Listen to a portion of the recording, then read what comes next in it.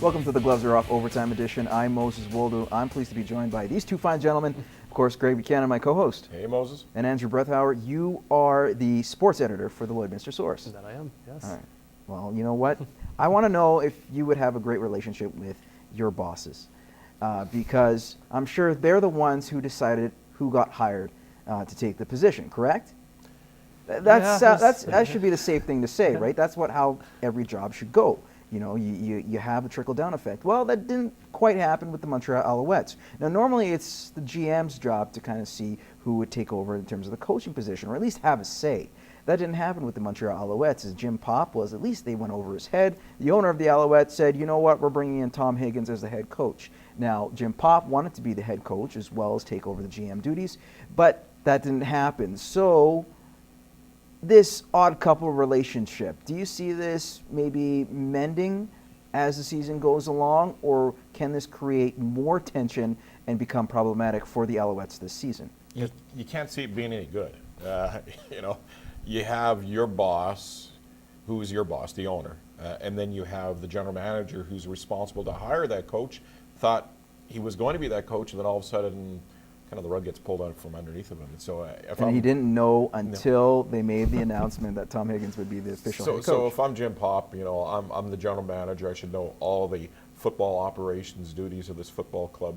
And all of a sudden, I find out that, oh yeah, we have a new coach. Oh, that's awesome. I can't see it going good. No, this is a guy's his job is to design the team and bring the players in, and the guy he wants to head the ship didn't get a selection in that. It's the owner gets a select. Like, when does that happen in sports? Like, how many times can you name that where the owner has picked the coach for the team and hasn't even discussed it with the GM? Like, that's the biggest thing. I don't think the other big thing is Pop has 1 year left on his contract. Could head somewhere else. Could go south as well. So it really depends on how well they play early on. If it's a train wreck in the beginning of the season, it's going to be fun, I think, in Montreal.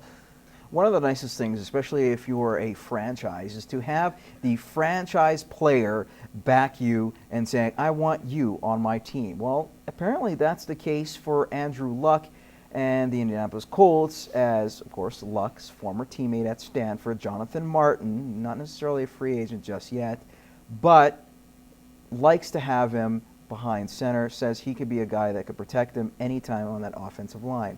Guys, now, we know the talent that both these guys have. But do you see Jonathan Martin maybe going to Indianapolis? Because personally, not a bad fit if you think about it. You have a guy who's backing you, who's a franchise player. You also have a city that's not crazy. It's not a Miami. It's not a Los Angeles type of environment, or New York, I should say. LA doesn't have a team. But that type of big city atmosphere. It goes to a smaller town or smaller city, and that would fit him. Does that make sense to you guys? I think first and foremost, I think 30 other teams would make the case that they'd want him on this team as well. Like, this is a second round Even with pick. all the baggage that happened with Miami.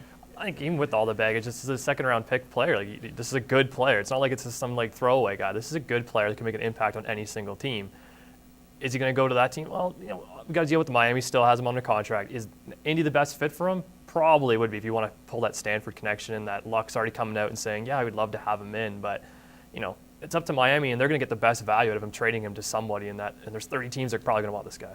You know what? If I have the fish management in Miami, I wouldn't be too happy that another football player is out there saying, I would like to have your player play on our team. He's still under contract. He shouldn't be saying things like that. I'm not going to say that's tampering, but it's pretty goddamn close to it. All right, guys. Brian Colangelo.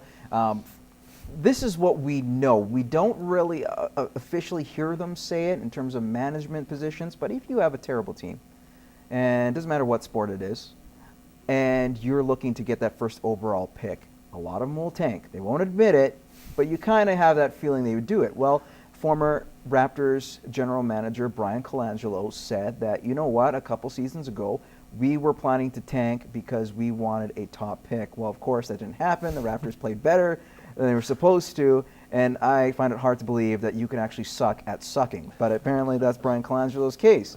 Guys, do you find this a little bit concerning that he finally admitted? Or is it just nice to hear finally, like somebody just saying, you know what, we wanted to tank because we wanted a pick, it didn't work out, and so. I think everybody does it. Oilers have been doing it for how many years, and they've got enough picks for it. But They do a very good job of it. they actually do a better job than what Okay, well, Raptors then, did. I guess my next question for you guys would be this.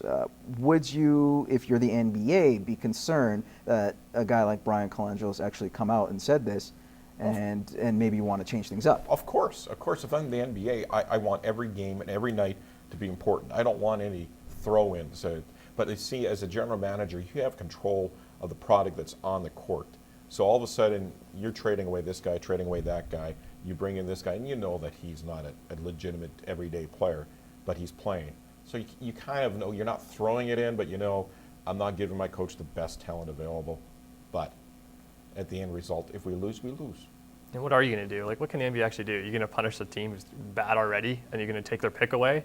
I think if you want to change something, you got to change the whole system of drafting. There's been talk about, if you get the first pick one year, the best you can do the next year is 10th, and now you're starting to get into a whole new system of drafting, and You're never going to prevent it. I think that's the thing. No matter what system you have, there's always going to be a system that might seem better. But guys, I will say this: the system you guys put out, fantastic on the overtime edition. We appreciate it, guys. Of course, Bucky.